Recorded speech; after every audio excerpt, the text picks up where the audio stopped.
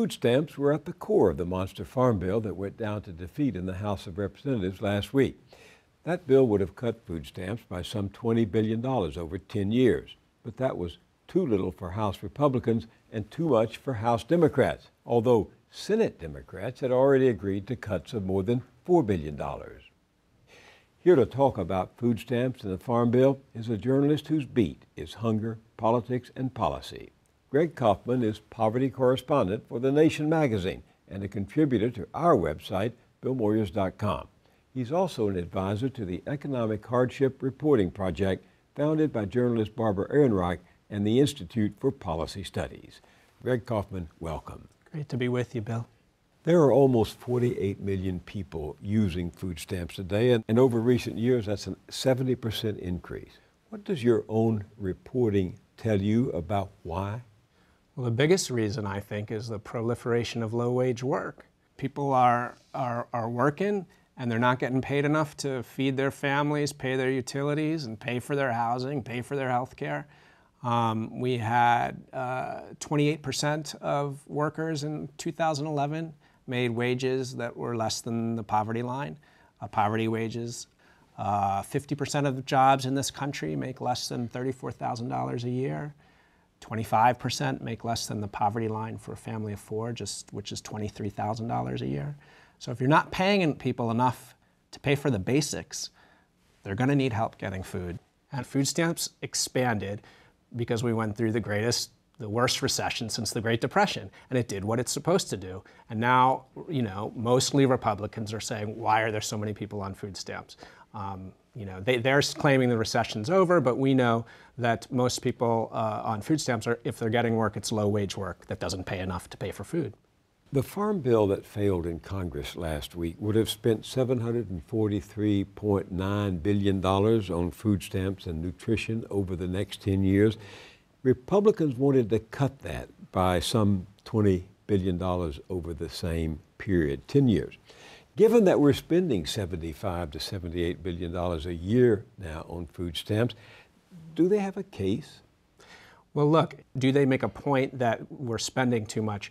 I mean, if they're comfortable saying 2 million people should be thrown off food stamps, 200,000 low-income children should not have access to meals, to their meals in school, hey, they can make that argument all they want. I think it's out of sync with the values of this country. Here is what Representative Steve King of Iowa said in the debate on the floor at the time of the Farm Bill was up for consideration. Quote, "When we see the expansion of the dependency class in America, and you add this to the 79 other means-tested welfare programs that we have in the United States, each time you add another brick to that wall, it's a barrier to people that might go out and succeed." What does your own reporting find? Boy, I wish he would take a look at this great study done just in November of 2012. It was released. Dr. Hilary Hoynes at the University of California, Davis, and her colleagues looked at this issue of self-reliance and food stamps. They looked at the rollout of food stamps county by county, and adults who were born between 1956 and 81, who were born in disadvantaged families defined as parents not having a high school diploma. And they looked at those people in their adult outcomes who had had access to food stamps when they were young or even in utero. And they found that the adults, all the adults had significant reductions in metabolic illnesses such as heart disease, diabetes, obesity, high blood pressure. And even more remarkable to me was women in particular had higher earnings, higher income, higher education attainment, and less reliance on welfare assistance in general. All these years, these guys have been saying it's promoting dependence, and it's been building self-reliance. I wish that the congressman from Iowa would take a look at that study. You watched the debate over the Farm Bill. You followed it very closely. What did you summarize it for me? What was going on there? You know, with some exceptions of people who are committed to telling the truth. We heard that this was about the deficit.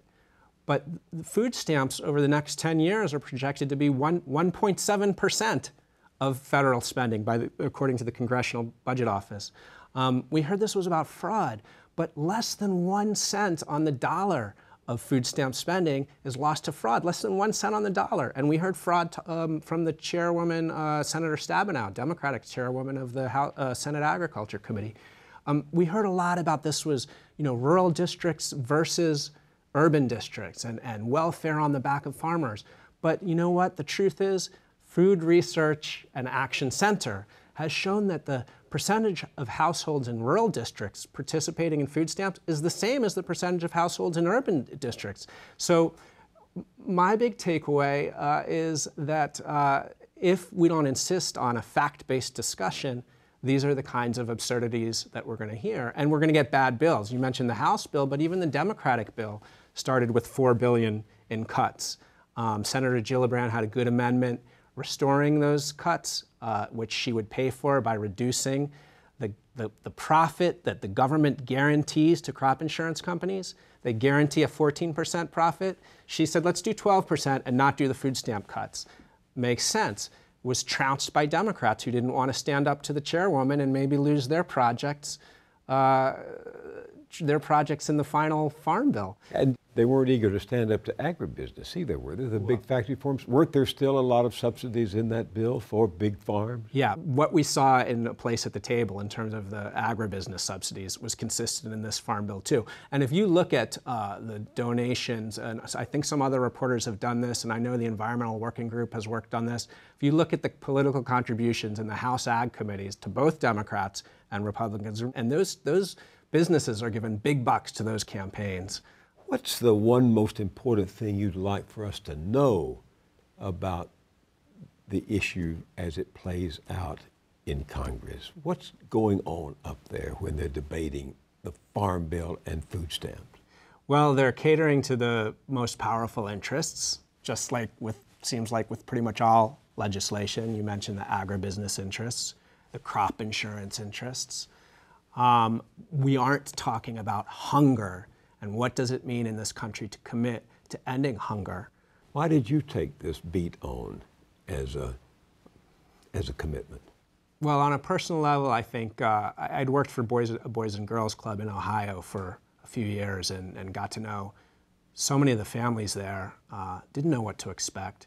But all the things I've been describing about how hard people work, I mean, that was the first thing that hit me, how hard they work 2 jobs, how hard they work to arrange childcare, how hard they work to get their kids to a safe place.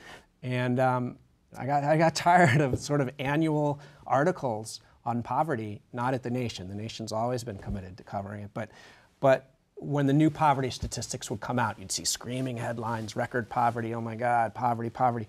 Very few of the articles actually interviewed people who are in poverty. You know, the fact that over 1 in 3 Americans, over 100 million Americans are living at just twice the poverty level. So which is about what? About less than $36,000 for a family of 3. That's crazy. I mean, because we have poverty defined at such a low level, $18,000 for a family of 3.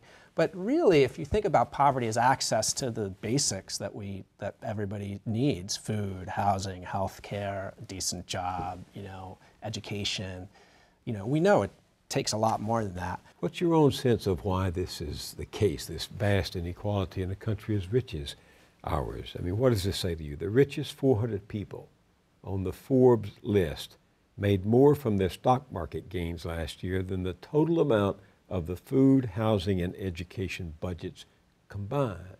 I mean, the Walmart Corporation made $17 billion last year, $17 billion, paying its workers so little they have to use government programs to get by. In other words, taxpayers are subsidizing Walmart's low-income jobs. Yeah, I mean, I think not having organized labor plays a huge role in that, the declining unionization rate. I think, Walmart's a great example. Paying employees, helping them sign up for food stamps. I mean, I'm glad that people can get food stamps, but why not just pay a wage? I mean, there are a lot of corporations that are, want to be involved in the fight against hunger, and the best thing they can do is get on board for fair wages.